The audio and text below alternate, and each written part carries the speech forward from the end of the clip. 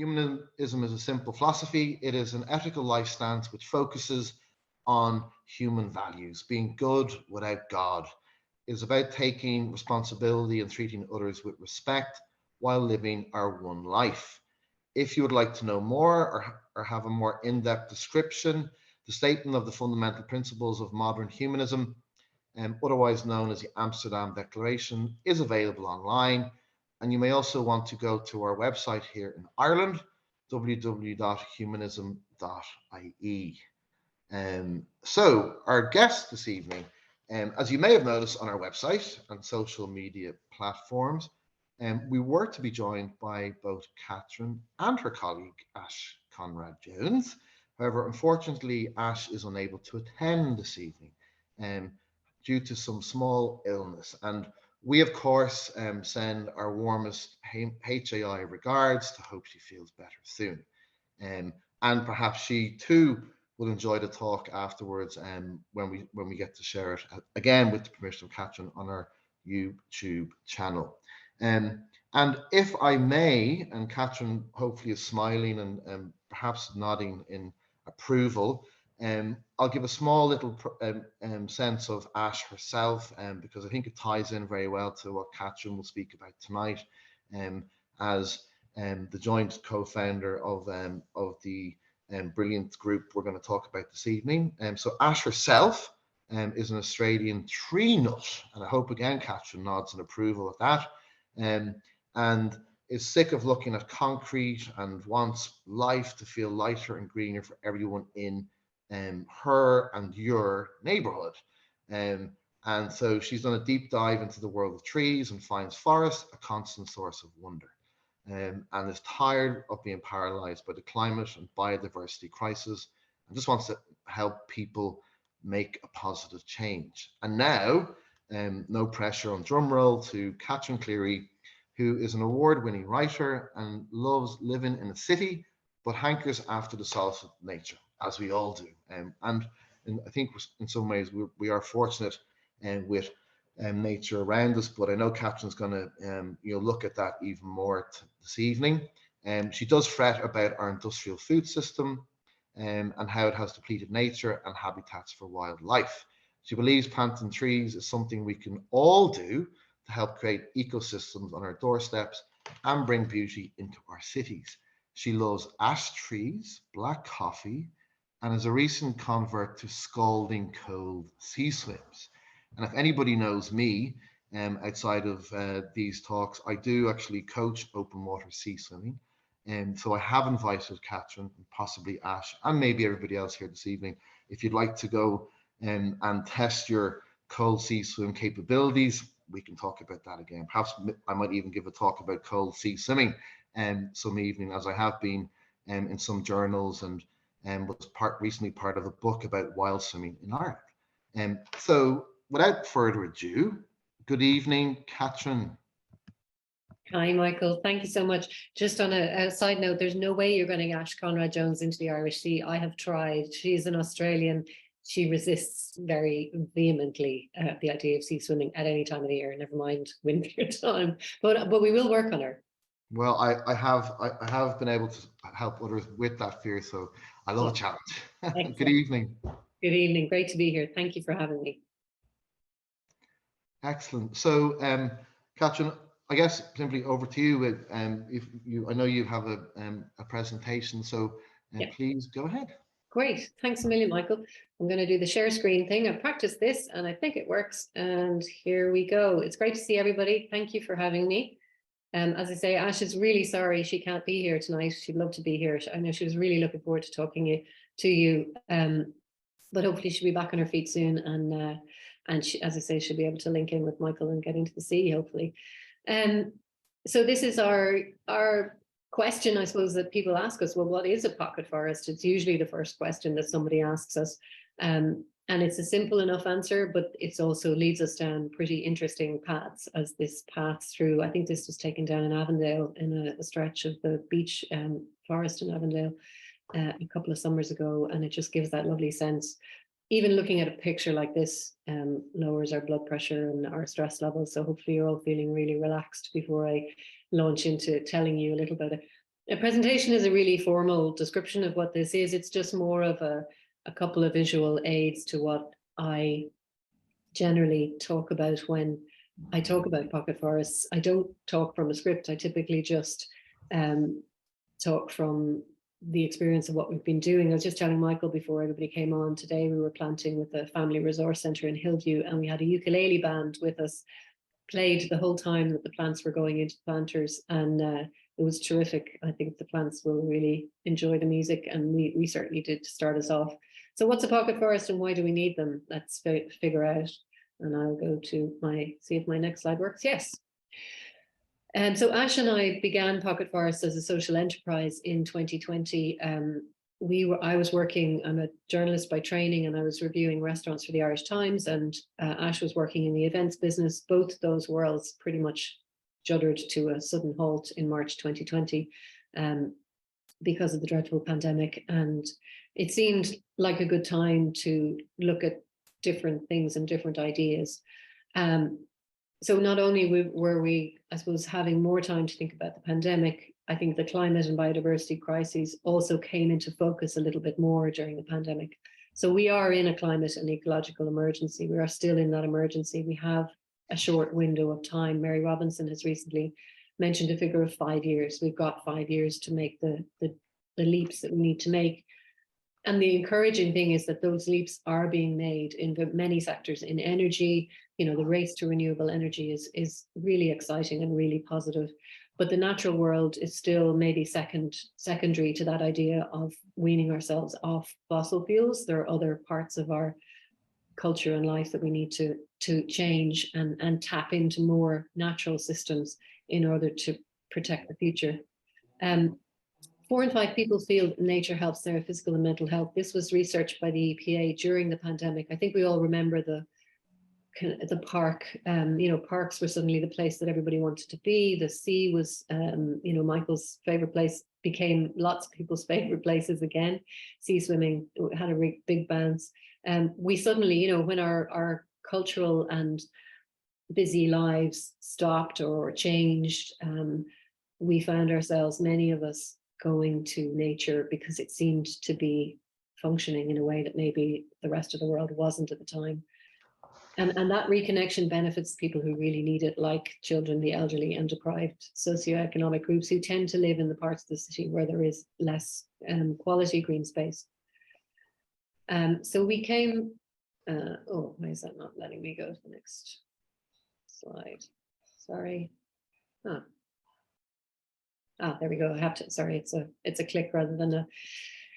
So yeah, the reason we came across this idea, which was called tiny forests, was partly because we were really battling to hold on to the green spaces that we had in our neighbourhood. We live a few streets away from each other in the Tenters in Dublin 8, which is in an area of the city that has the least amount of green space per person. The WHO has a recommendation of 9 square meters per person of green space, and we have, and probably have less than now because we've had a lot more people move into the area, less than a meter of green space per person. So it's a very intense place to live. It's noisy. It has all of the wonderful things about being in a city: great people, great neighbors, great sense of community and energy and creativity. But it's also extremely noisy. There isn't a lot of relief to be had when things get to be a bit much. So Ashe came across this idea called tiny forests. It originated in Japan with a botanist called Akira Miyawaki. And about 30 years ago, he began to look at how forests were made by nature and what were the components of them. And could he bring what a forest was doing in the natural world into an urban setting? Because Japan is a very forested country. It's about 70% forest cover as compared to Ireland, which is about 11%, the lowest in Europe. And our native forest would only be about 2% of that 11. So Akira Miyawaki really wanted to bring the forest that he loved into cities. So he devised this planting method where you would look at what would grow here in a situation normally, and then you would plant those species. So you would plant your tall trees, your medium-sized trees, your shrub layer, and then your ground cover layer, and possibly you know, climbers and things. So it would create this very dense forest, and they would be planted in very good soil, and they would grow very quickly. completely different to urban horticultural design, which is typically based on lone trees. We have a lot of street trees that are just planted alone, usually planted as semi-mature trees, which means that they've been grown in a nursery for maybe 10 or 15 years, depending on the species, and then they are planted in the city, which is a very tough change for a tree to cope with. So Akira Miyawaki's method was to plant forests rather than trees.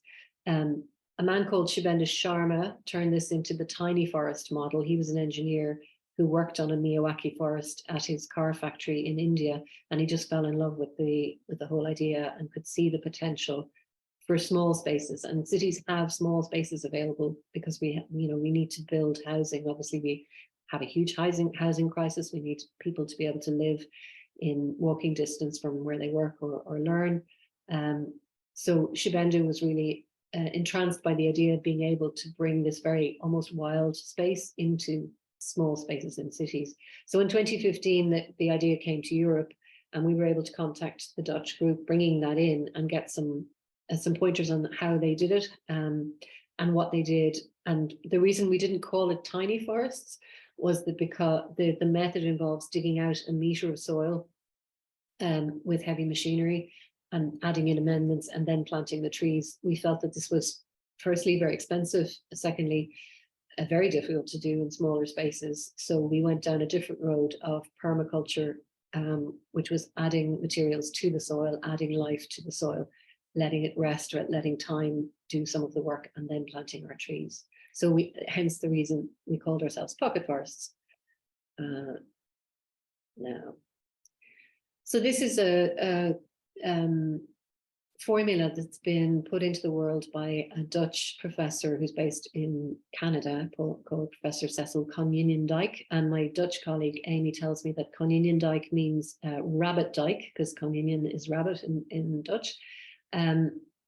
So his formula also quite nicely looks like a tree when you put it on the screen like that. I don't know if you can see it all because I see pictures over, but it's 330, 300. And effectively what that means is he recommends we should be able to see, you can try it yourself wherever you are. Can you see 3 trees from your window? I can see 0 trees from my window. I'm in my office in Thomas Street at the moment, and there are no trees that I can see from my window. Do we have 30% tree canopy cover in every neighborhood? And is everybody living 300 meters from a high quality green space? So these are the kinds of formulas that urban landscape designers are saying is now the way that cities, we cannot be fully divorced from the natural world in cities. It's not good for us physically, mentally, and in all kinds of other ways, whether it's the heat that cities generate. Part of the problem with cities is called the heat island effect. So in hotter summers, and unfortunately our summers are only going to get hotter, the hard surfaces, especially the black tarmac, absorbs the heat from the sun and then releases it in the night. So cities can be several degrees temperature warmer than rural areas, and the heat traps itself in a bowl. The one way to alleviate that is with trees. Street trees can bring the temperature down by 10 degrees on a very hot summer's day. They can also clean the air, clean pollution out of the air. They can mitigate the noise, and they can amend the soil so that it is able to absorb downpours. So there are all kinds of reasons that we need way more trees in the city than we have at the moment. Next, yes. So that leads me into this, the new way. Why do we need new ways of planting trees? And obviously the old ways are working fine to some degree, but actually this is a picture taken last summer. I like the stop sign in it. I think it's kind of meta to say, please stop planting trees like this. This lovely tree, I don't know what species it is because it has died and it's hard to identify a dead tree. Died because it wasn't watered, and it can't cope with having come from its nursery setting to a street setting on a hot summer, as we had those several weeks of heat last summer. You can see the mature trees in the background, which are in the old Fever Hospital in Cork Street, are fine because they can manage that kind of temperature, but a young tree like that can't. those hard surfaces, when there's a downpour, they just slush the water off into our already overloaded wastewater treatment systems. So we already know that the wastewater treatment system is releasing huge amounts of sewage into the bay, because when there's a large downpour of rain, it can't cope. If we had less hard surface and more tree-based earth systems in the city, those downpours can be absorbed, and likewise, that soil can hold that moisture and release it back to the trees when they need it in dry times.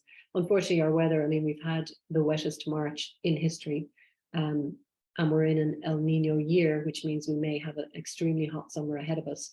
So the ability of our soils to hold on to, capture and store the water that we're getting and release it back to plants is going to be crucial if we're not going to lose many more trees.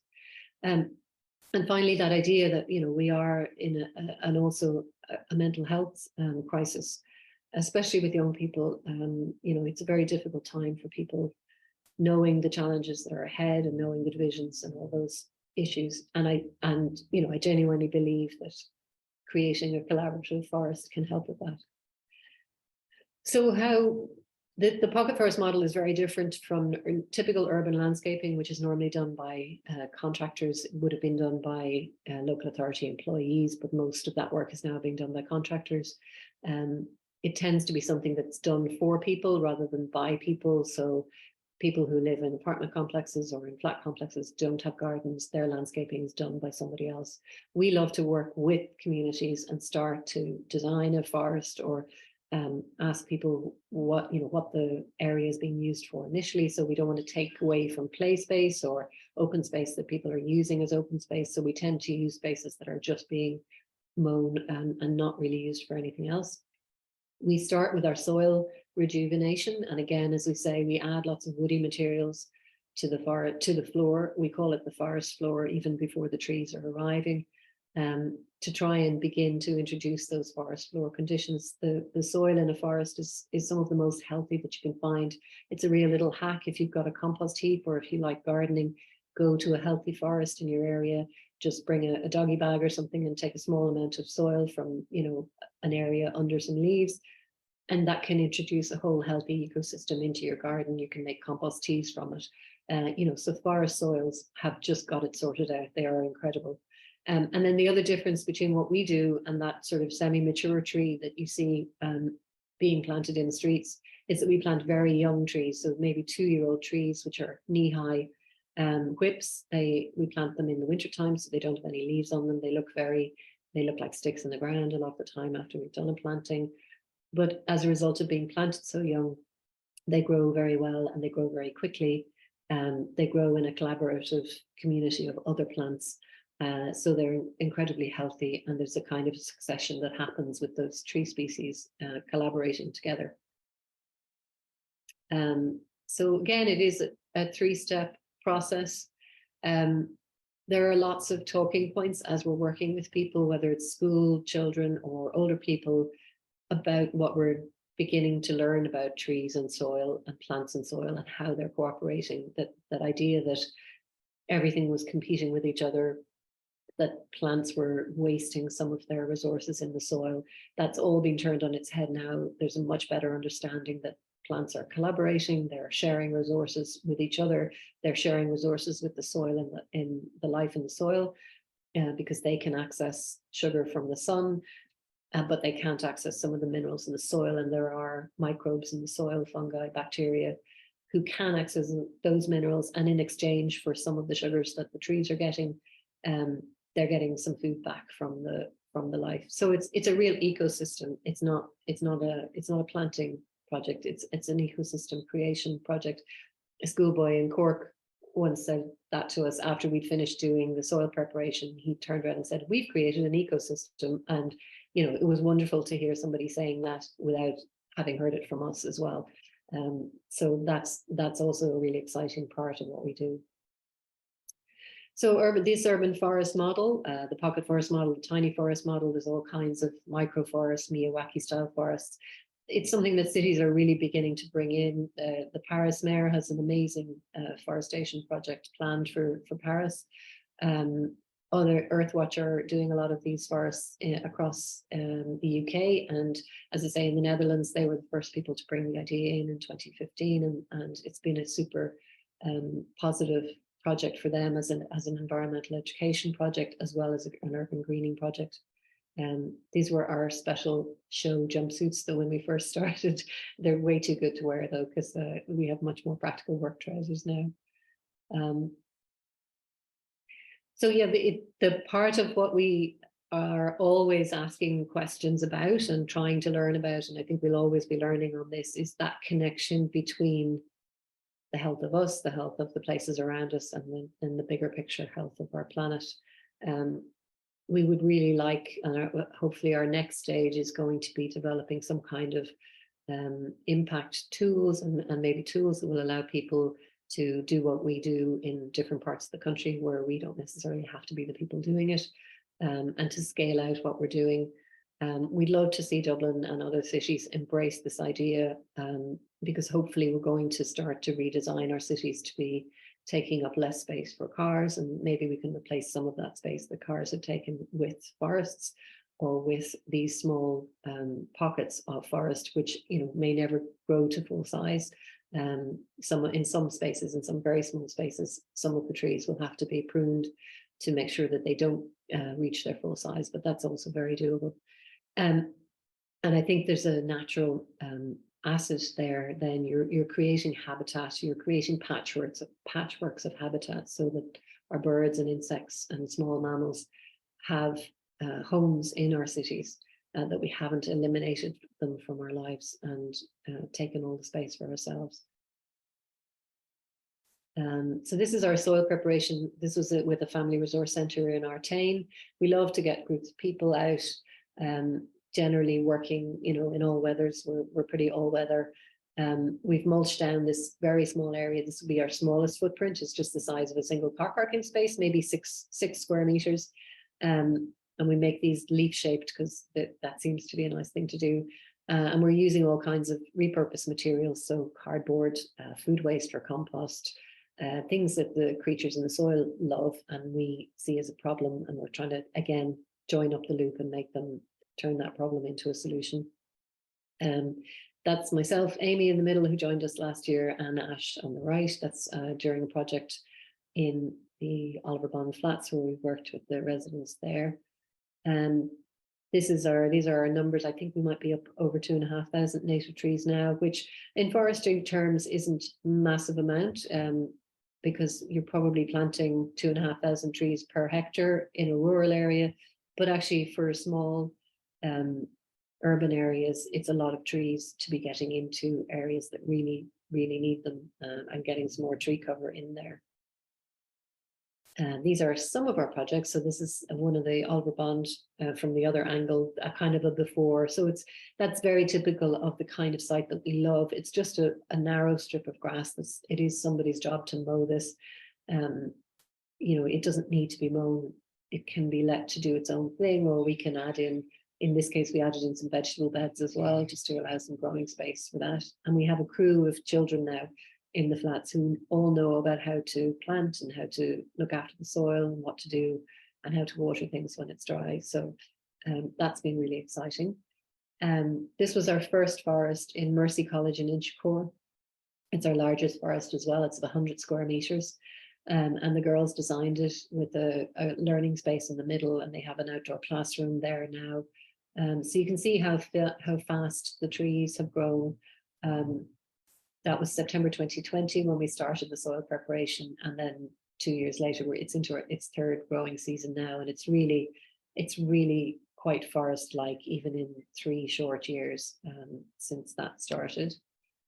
Again, this is a school very close to me, and it shows just how tiny this can be, and how big they get very quickly. This is a very shady area, kind of a nothing space with a bit of gravel on it and some weed barrier, which we cleared. We planted online, I think, because it was at the height of COVID when the schools were closed. And then the girls did a little hedgerow just to the left as well. So there's 11 trees and shrubs in that tiny, tiny area. And it's just changed the whole feel of that very small area, and the girls really love it.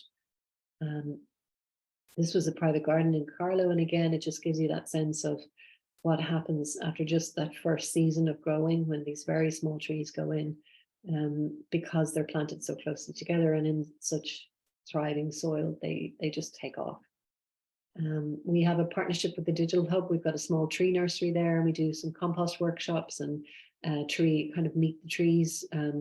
They don't have any space that we could dig into. We couldn't get any spades in the ground there. So we had to repurpose a skip, which was a kind of end of life skip from Thornton's, which we put a seat into.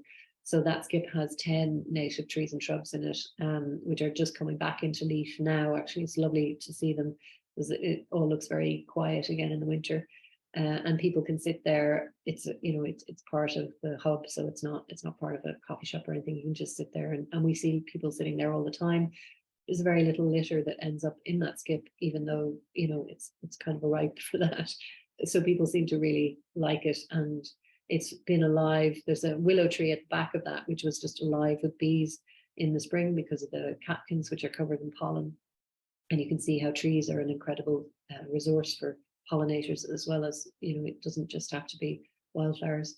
So the Digital Hub has been a fantastic supporter of us from day one, nearly. And that's me coming to the end. I'm going to stop my screen share now and see two things in the chat. Would you like me, Michael, to take a look at those questions, or? Yeah, so I'll just see. Yeah. So, okay, no major questions there so far. I just see that a question from Joyce. Is it after the trees have been planted, what support do they need and for how long? Oh, beg your pardon, I can't see that, so go, brilliant. If Yeah, you've seen no problem. Yeah, no, that's a really good question, and it's something that we get asked a lot. So the idea is, depending on the space, I have a pocket forest in my garden, which is very, very small.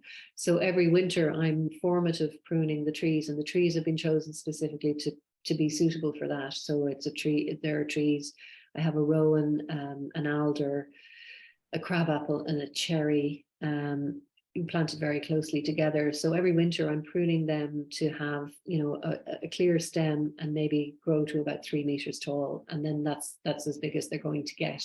So after about 5 winters of that kind of formative pruning, the trees remain small.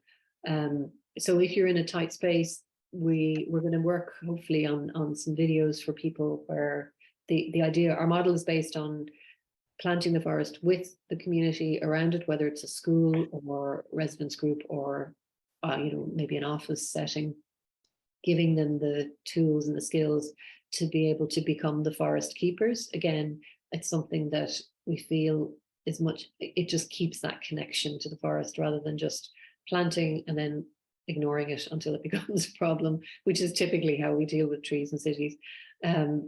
So you're kind of watching the forest, you're seeing how things are going. In other bigger spaces like Mercy, where they have quite a big open space, the trees do the maintenance. So if you want to keep it very, looking very neat, you can keep mulching the ground with cardboard and wood chip so that it's just the trees that are growing. But actually what's happened in Mercy is that lots of wildflowers and plants that some of us call weeds, others call pollinator friendly plants like dandelions, are there in abundance, and they're happy for that to happen. So it becomes, it's an urban wilding project if you've got that kind of space and you can let the plants and the trees do their own thing. So there is no maintenance really, other than maybe taking some litter out of it or mowing the grass around it if it is something that you want to keep within a certain area. Ideally, we would like these trees to do their own thing. They are an ecosystem once they've been created. And there are so many areas of the city in which we could create these and life can go on without it impinging on anybody else. I would argue that these are probably safer than lone trees, because if we look at some of the lone trees that we have, say the London Plains along the South Circular Road, there are very, very, very large trees, which are probably coming to the ends of their lives because they have been there for more than a century.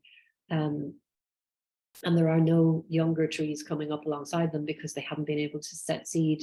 All of their seed has been falling on hard surfaces. So with the pocket forest, there's a succession built in there, and that some of the shrubs and trees might get shaded out And maybe by the end of 10 or 20 or 30 years, if we've planted some oaks or some Scots pines, those are going to be the trees that are there. But they won't be lone trees, and they will have had the benefit of having been in a forest ecosystem, if that answers the question. Are there contractors who can plant and maintain trees? Absolutely. It tends to be a different kind of planting and maintenance of trees, though. You know, the contractors that we see in our neighborhood at the moment are dealing with problems with trees, and a lot of problems with trees come from problems with soil rather than the actual trees themselves. You know, the lifting of pavements, all of those things that we hear about, the bad things that trees do, that's typically because they're trying desperately to get their roots down into soil, which is mostly builders' rubble. You know, most of the soil in the city is incredibly degraded and difficult for trees to manage. So again, I think if we can look again at the soil issue before trees are planted, and plant groups of trees, it doesn't have to be a tennis court size. It could be just a guild of three trees, you know, a native tree and 2 shrubs in a square meter. That's a much healthier way to plant than just a lone tree that's been grown in a nursery. How long before, sorry, Brian, let's see. Yes, Brian, I think it's the next question. How long before planting do we prepare the soil? We like to start in the kind of late summer, August, September, because the temperature can help as well. You know, with the microbial activity, they tend, like ourselves, they tend to a bit more when the weather's warmer. But we have started some projects in June, especially in schools, maybe May or June, and then we'd come back in the following winter time. Sometimes if there's very vigorous grass growing, you know, all our work has just been swallowed by the grass, but it's still all there. You know, it's just not, it's not visibly a sight anymore, because cardboard is you'd be amazed at how much cardboard you can put down and how quickly it can be swallowed by the ground. So typically we would love to get 2 or 3 months of, before planting, the soil preparation done. It just means it's much easier to plant. Planting tends to happen in winter as well, so you don't want people out battling with very tough ground conditions. So it's much easier to do it when there's been some preparation done. Sorry, do we work with any of the local authorities? Yeah, we are working with a little bit with Dublin City Council with our Oliver Bond work, and we're just hoping to talk to them again about a pilot project in one of the parks. We think would really be a nice way to increase the tree cover. They have a tree strategy in place, and they have their own way of doing things. So, you know, we are rocking up with this very new idea. So I think we have to prove ourselves, and we have to prove our model. What we're hoping to do is collaborate with some scientists as well to look at the soil health and the biodiversity boost that these systems bring in. There's been some really interesting citizen science studies in the Netherlands where they've looked at even established forests and then these new forests, and they've found that these new forests actually have more insect and bird life in them because they're much more diverse. Most established forests tend to have maybe 4 or 5 species, whereas we try and get, we get 12 species into our smallest forest, and 15 to 17 species into larger forests. And there's also a potential to add in some fruit, trees, shrubs, things like that as well. So with one of those forests in the Netherlands, they actually found that the forest where they had put some currant, blackcurrant and red currant shrubs on the margins, which obviously aren't native, but they've also added to the biodiversity because they bring the birds and the pollinators as well. We had worked with Tidy Towns groups, which are brilliant. We worked with one in Mullingar.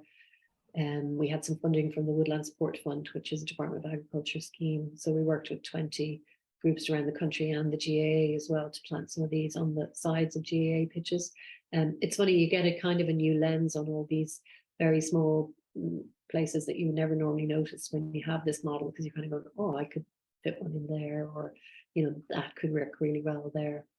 And yeah, it's like the second question on Tidy Towns. Definitely, I think the other great optimistic thing recently is that all local authorities are now going to appoint a biodiversity officer. I think 4 local authorities this week just appointed their biodiversity officers. So they're going to work with planners, with councillors to say, try and all the local authorities have also taken on the pollinator plan.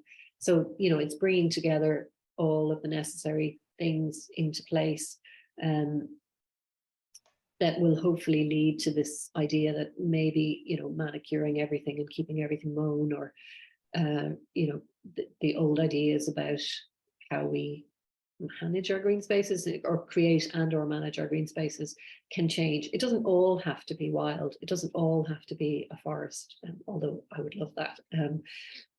But I think there's so much space to put some of these systems in, and there's so much that people learn from them as well. I mean, we were at the planting today with the ukulele band. We were just struck again by how interested people were in compost, and we bring worms from our wormeries and put them into the soil before we plant, and things like that. So there's huge interest in this, and they're kind of ideas that you can again bring to your own garden, whether you want to do it with shrubs or smaller species. So many beautiful native Irish shrubs that you will never find in a garden centre. Shrubs like spindle and guelder rose, which are incredibly easy to grow because they're what would grow naturally here. I think it's almost because they are so easy to grow that we sort of look down on them a little bit. Somebody once mentioned the phrase weed trees to us, that there's certain trees like an elder flower that grows like a weed, and we don't want to be doing that with that because it's too easy. But we like easy. Consequences for those who cut down heritage and the trees. Yeah, I mean, that we have tree protection. Sorry, the question there is, there's talk of consequences for those who cut down heritage and the trees mandated by the community councils. Is there anything like that you support or know of? We have tree protection orders which can be placed on trees. As far as I know, there are a handful of them in Dublin. Some of the trees in Dartmouth Square have a protection order on them, but that has more to do with the struggle over the ownership of the square than any kind of ecological ideas. There's a pear tree across the road from us here in the Digital Hub, which is one of the oldest fruiting trees in the country. It's well worth a visit if you're in the Digital Hub, as well as our skip forest. It's thought to be 200 years old, and that has a protection order on it. So we don't protect our trees half enough. We don't give, I mean, there are regulations around when you can cut down trees. So at the moment it's illegal because of nesting seasons to cut down hedgerows or trees.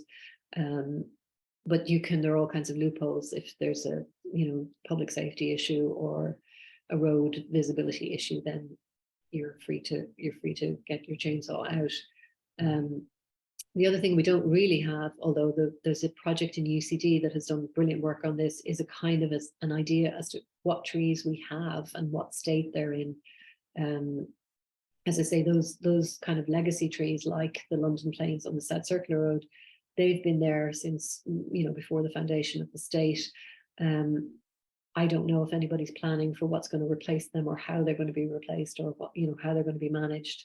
I think this is work that is being done by the City Council as part of their tree strategy. But it's a kind of a Marmite issue. You get people saying, I hate trees, they drop leaves or fruit on my car, or they buckle the footpaths. There is a public liability issue about people tripping on footpaths. So the safe thing is not to have anything and just have smooth tarmac and smooth concrete. But I think the realization is that that's not going to work for us either physically or mentally anymore in cities. So there's really good practice that we can look to. North Korea is a really interesting place in terms of a city like Seoul is incredibly forested, and they're bringing trees into cities in Asia in ways that are just mind-blowing. They're building them into apartment buildings. There are green walls happening. It's really exciting and really positive. And one of the things we can do really well in Ireland is grow trees.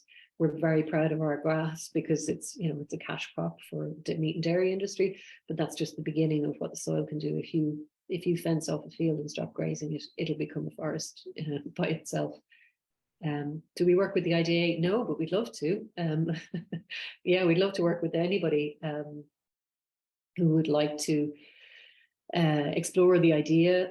One of the things we're trying to work on at the moment is to maybe try and incorporate some technology into what we're doing. So there's a technologist in residence in the digital hub who's now in Trinity, and he's hoping to develop a sensor which could be put into the soil to show what kind of life is there before, during, and after the forest arrives. And there's huge potential to have a green prescribing program where GPs might prescribe time in a green space as part of a treatment for, either physical or mental conditions, and how to make that work for people in parts of the city where there isn't a lot of green space in the first place. These are great questions. Catherine, I have some more maybe that Yeah. come in directly. Do you track the impact on biodiversity after the forest is planted? That came in from Derek. Hi, Derek. Yeah, thanks, Derek. Well, our basic baseline, and it's not very, I mean, it is scientific, but it's not very precise, is that when we put our spades in the ground before we do our soil preparation, we find few or no earthworms. When we go back to plant the trees, we find an earthworm every time we put a spade into the ground. So that's one of the things we would like to work with a scientist on, to get to actually capture that data. We think that it's not just what we're adding to the soil, because obviously that comes at some kind of carbon cost if we're getting compost brought in from somewhere else. It's not a zero-sum game, but it's also what the trees then do to the soil when they're planted. So the trees physically change the soil. Their root systems will make the soil much more porous, so it can absorb all those downpours. But the fungi that their root systems are also collaborating with will change the pH of the soil. It will become, it will begin to smell like a forest floor, and that smell of the forest floor is fungi. That's what you can smell. So there, we haven't had the resources to gauge that yet, but I think it's going to be one of the things that hopefully we can work with scientists. We planted one in Trinity College just in front of the Parsons building, about 60 trees and shrubs there, working with their arborist, David, who's a brilliant man, and he's been working with trees for 40 years. So we find allies among people who've been doing things the sort of conventional way, and finding somebody like him who's very open to saying, well, let's put these, understanding that they can be kept to size, but also interested in how that's going to work, and having it there, hopefully that's going to be a forest that can be studied and also enjoyed by people. And the other thing we're trying to assess is our social impact, because we're a social enterprise. So, our mission, if you like, is to reconnect people with nature, and we need to begin to measure that in whatever way is possible, by talking to people about their feelings about nature in the first place, and what they like about this, and learning from that as well as to if we're doing the right thing, because we're always open to people saying, well, actually that's the wrong thing, it should be this, and being flexible on that. Yeah, and listen, kind of to a continuance of that, and a wonderful question in from Catherine McCarthy. Can you talk about, and I was going to ask the same question, I'm sure many might, how this can be funded? Catherine's in a rural village, loves the idea, perhaps for her school or the community, tidy town, about taking it on. But how do you evaluate, how do you quantify, and how do you initiate the beginning of a pocket tiny forest, and the steps for that? Because I guess people would love to know that element, how you're funding it, and how maybe we can get involved. Yeah, well, we when we first started doing it, we worked for a year for free. We didn't take any salary. We used our own resources to resource the first forest. Our breakthrough funding was from ChangeX, which is a platform that puts together ideas. There are, grassroots ideas, and then scales them out to other communities to do. So we've had fantastic support from ChangeX and the Woodland Support Fund, and that's given us enough funding to be able to approach schools and clubs and say, you know, we've got this funding, would you like a pocket forest? The planting today was with the Community Foundation for Ireland. They have an AXA Parks Fund, and that's enabled us to work with 4 family resource centres, where not only do we go in and plant the forest or other kinds of, it wasn't a forest today for various reasons because we didn't have access to soil, but it'll also enable us to go back for two follow-on visits, so we can talk them through maintenance and how to enjoy it and what, you know, ideas of what they can do with it. So we're always trying to match, you know, we have about 3 or 4 funding applications in now, and a lot of help from a kind of business point of view in terms of what it is that funders need. So they need to know, what is your social impact? Are you actually doing what you say you're going to do? And you know, is it genuinely going to help the situation and offer value for money? So all of those things. The other thing we'd love to do is have some kind of a toolkit where we would put together a how-to for people, and then they can do everything themselves. We can, you know, we may have to supply them with trees because it's actually quite difficult to buy these trees at that. Yeah, I was going to ask you, how do you source? You know, how do you pick and how do you identify what trees would work in a location? Yeah, that's we had a lot of help from IVN, the Dutch group, on that, because their garden forest, the Toonie forest, which is Dutch, Toonie is Dutch for garden, I think, to check that with Amy, was kind of a play on tiny forest. So they had this, you know, very small 6 square meter forest, and they worked with a nursery who specified, you know, these specific native trees are suitable to be pruned and to be kept to a small size. You don't really want to plant a Scots pine and an oak in your back garden. I mean, you can bonsai an oak, but you know, it's probably better planted in a field rather than in a suburban back garden. But there are beautiful trees that you can plant in a suburban back garden and bring the most incredible bird life to your garden, as my garden can attest.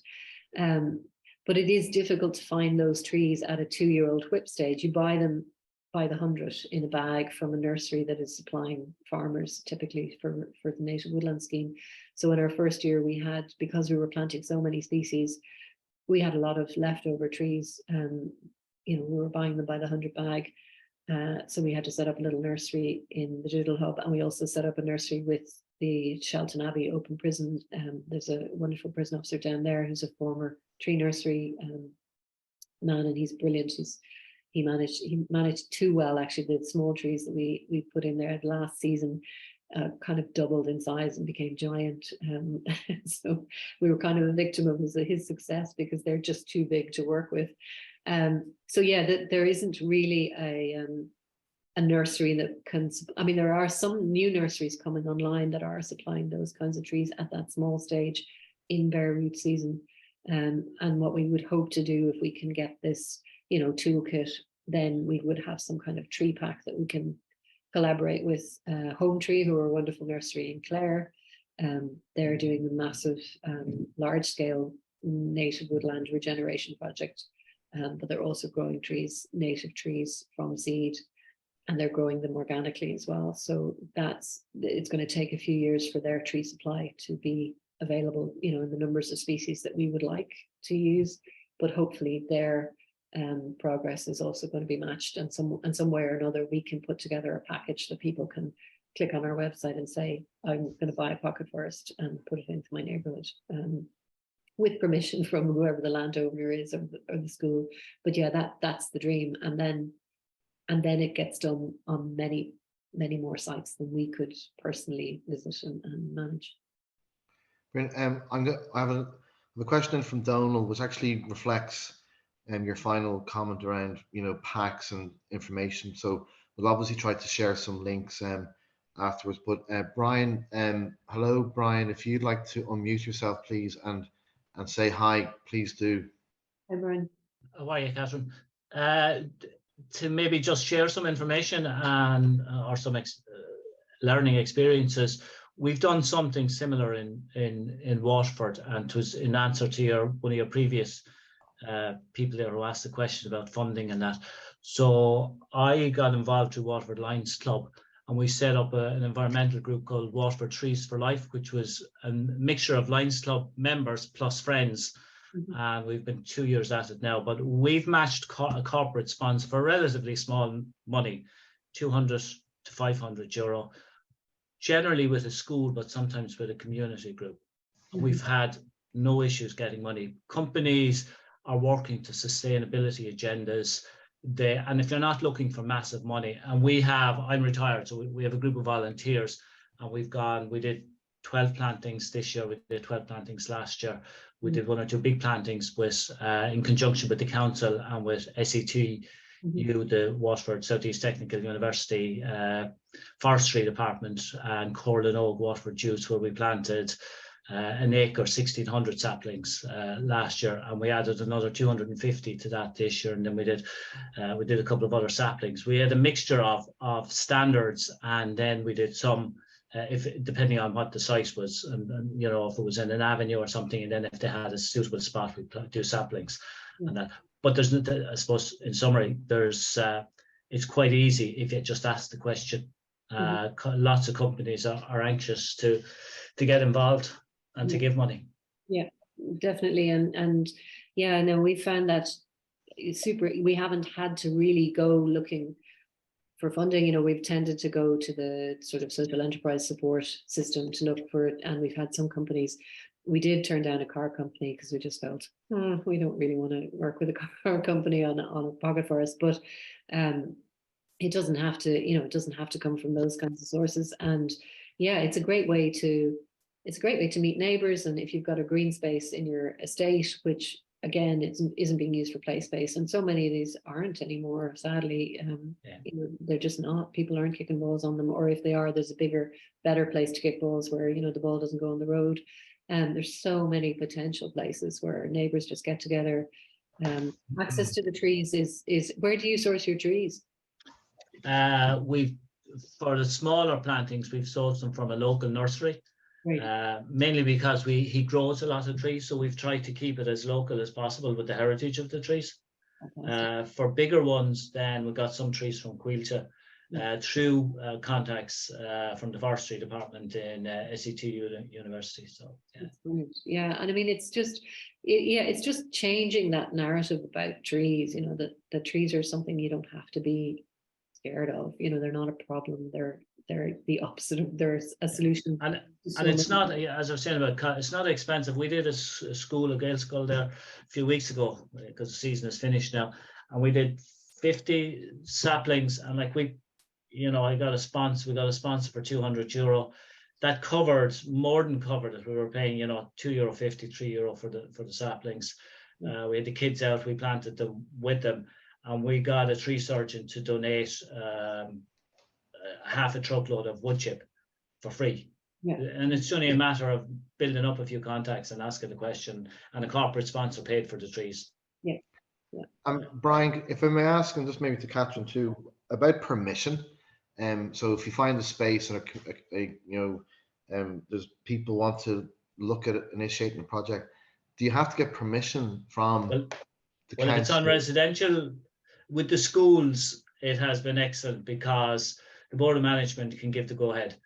If it's a community group, it often has to go back to the council, and that can get a bit bogged down. So our experience has been that we've concentrated on schools, because it's not just about planting the trees, it was about the whole educational thing with the kids, getting them out, getting their hands dirty, all of that goes with it, adds to the whole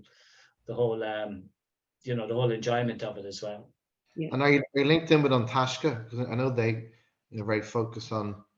We're not. No, I subscribe to Antashka and I see their stuff, but no, we just did this off our own bat. Through Lines, International Ash Line Stubs, would they take on an environmental project? So we decided that we would do trees in Antashka have a project called On Cuil Giog. Rachel Garvey is the lead on that. She's brilliant. Their main focus was Limerick and Kerry. I think they got funding from Paul Simon actually to do some forests. So they have had these pocket forests in schools since I think they're going back to 2017 might be. So their forests are 6 years there, and they're really beautiful. project. So they do 200 trees, and either as a forest or a hedgerow. That's the other thing. A hedgerow is something. Yeah. But yeah, schools are the dream because they own their land and they can say yes, and then they have the community there to to avail of it and to use the resource.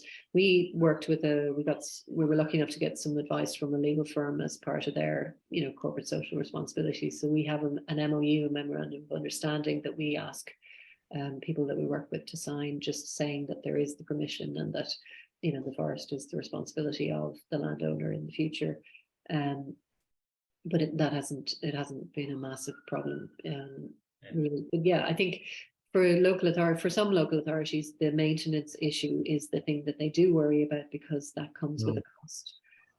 But I think as we understand the benefits, and there are some very good figures on what an urban tree brings in terms of benefits, and how much revenue an urban tree can actually generate, whether it's avoiding your wastewater treatments being inundated by rainwater, or improving your air quality, improving the sound, the heat alleviation. I know heat is not a massive problem in Ireland in the summers, but it is becoming increasingly a problem, and unfortunately for the next summers, we're, as I say, in an El Nino year, so having had the wettest March in history, we may well be facing into the driest June or July.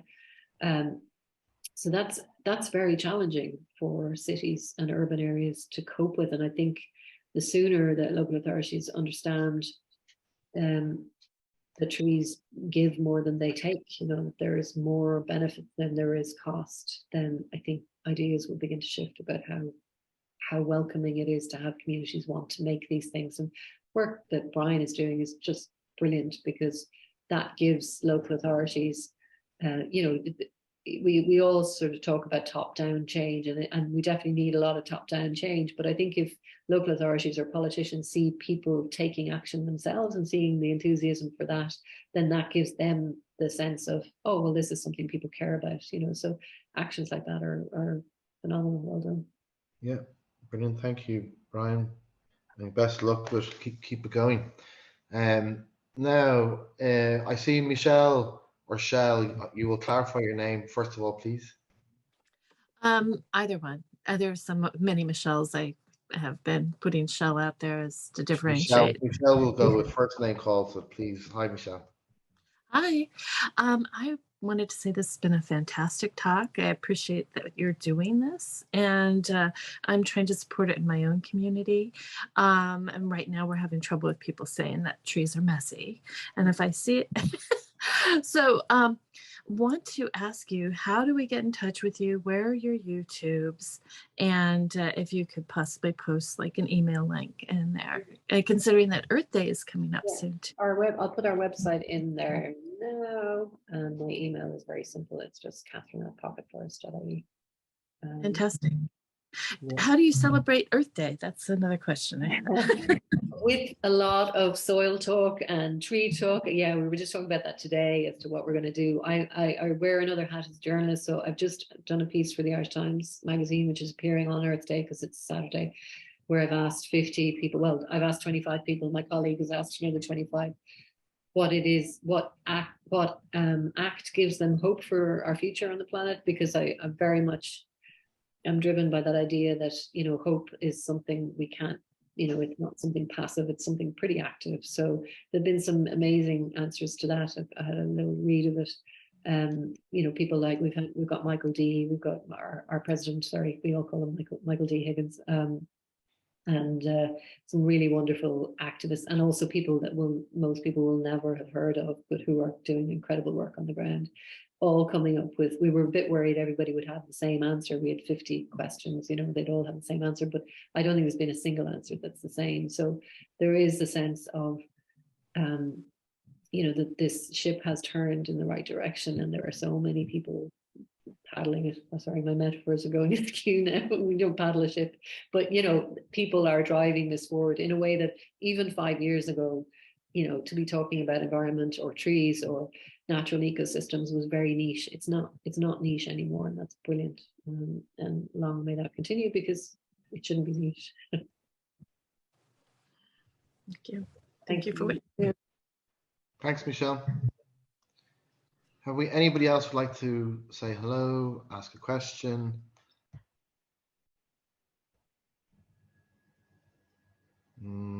Any other comments we want to get? I think we're okay. So Catherine, what we always do in our talks is give our speaker the final word. It's that simple. So if you'd like to just give us your sort of final words. Actually, Michelle, your hand's still up. Do you want to ask another question? I'm not seeing where you typed in the email into the chat at all. I'm not just. Is anybody else? Is anybody else? Oh, I see somebody else. Joyce is asking how many saplings per acre. We don't work in acres, Joyce. I'm afraid we work in square meters. So it's 3 plants per square meter. So which would be probably 10,000 trees in an acre or more. Would you mind writing, just spelling out your email, and I can write it down? Catherine. So it's Catherine with a C, CATHERINE at pocketforests.ie. Thank you. Yeah, Michelle, we will again, with Catherine's kind permission, post our talk on our YouTube channel, and we'll also write a small summary on the humanism.ie website. So we'll aim to put up anything Catherine wants to share in terms of links for the website and contact, and maybe some further readings for people to look at. So are we going to get the final word? Oh my gosh, final words. I'm never normally short of final words. I've just finished reading a wonderful book called Active Hope. It's by a woman called Joanna Macy, who's she's now in her 90s. I think she's been a lifelong activist for the natural world and for people and planet.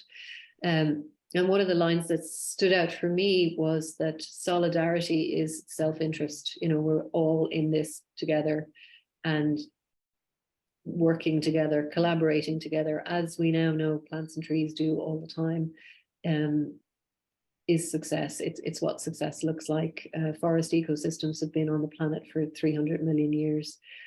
We are here for 225,000 years probably. So, you just look at what's a successful system, and that's the success. So solidarity is self-interest. Excellent. Well, look, from myself, thank you. It was brilliant to talk to you before the event, and just look at yourself and Ashe and the work that you've been doing. So I certainly will be keen to connect again. I mean, I even as listening, thinking about Cub Scouts and GA clubs and areas where there's little bits of pockets of I guess ground and grass that we can aim to bring more forestry. And so yeah, I'll definitely be following up, as I'm sure everybody here who's interested will. And just we appreciate your time. And again, it's a pity Ashe didn't get on, but I think you coped admirably. So hopefully she'll get great feedback, and she may look at our post event online. So everybody, thank you so much again for your time. As always, it's wonderful. Thank you so much. Thanks everybody. Great questions. Lovely audience. Thank you so much. Pleasure. Thank Keep in touch, everybody. Thank you. Have a wonderful rest of evening and week ahead and weekend. Bye-bye. Thanks Enjoy all. your birthday.